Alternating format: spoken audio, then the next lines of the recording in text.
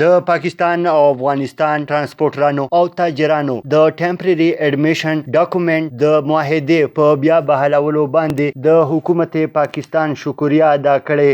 د ټمپرري اډمیشن ډاکومنټ معاهده مخکې هم وه، ولې د کرونا وبا په وخت کې د ایس او پی لاندې دا بند کړې شوې وه. د دې لاندې به اوس د افغانستان نه راغلو ډرایورانو سره کلینډران هم وي او دوی ته به د پاکستان په بېلابېلو علاقو کې د خصوصي دستاویزاتو لاندې د تګ اجازت وي. په دې معاهده باندې ډرایورانو هم د خوشحالۍ څرګندونه وکړله.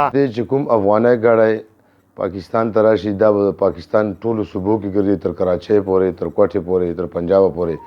بل چې پاکستان کوم یو ګاډی مال راوړي دا به ترخام نونه سات تر مزار شریف، هرات، ارزګان، لشکرګاه هر ولایت لتلی شي. افغاني ګاډی او به ډاکومنټس په پاکستان کې جوړېږي او پاکستاني ګاډي ډاکومنټ به په پاکستان پېښور کونسلیټ، اسلام آباد او په کراچۍ کونسلیټ کې جوړېږي. او ډېر ښه کار وشو، ډېره مننه کو د پاکستان حکومت نه، د افغانستان حکومت نه. ثاني به راته راشي، هېڅ مشکل نشته.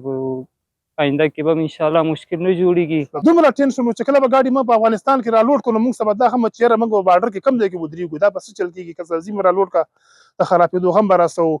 لکه تجارانو سره هم دا غمونه و چې یاره که لوډینګ به یې بند کړه، کمزوری به یې کړه چې یاره دا خو هلته ډرایور ودرېږي په لار کې دا مال خرابېږي. بل طرف د دواړو ګاونډي هیوادونو د تجارت ښه کولو دپاره د پاکستان له اړخه په تورخم بارډر منیجمنټ سیسټم باندې کار هم ښه په تیزۍ سره روان دی، په کوم کې چې تقریبا 90% نه زیات کار مکمل شوی دی او نور به ډیر زر مکمل شي. محمود الله خان افریدي، سنو پښتونخوا، خیبر.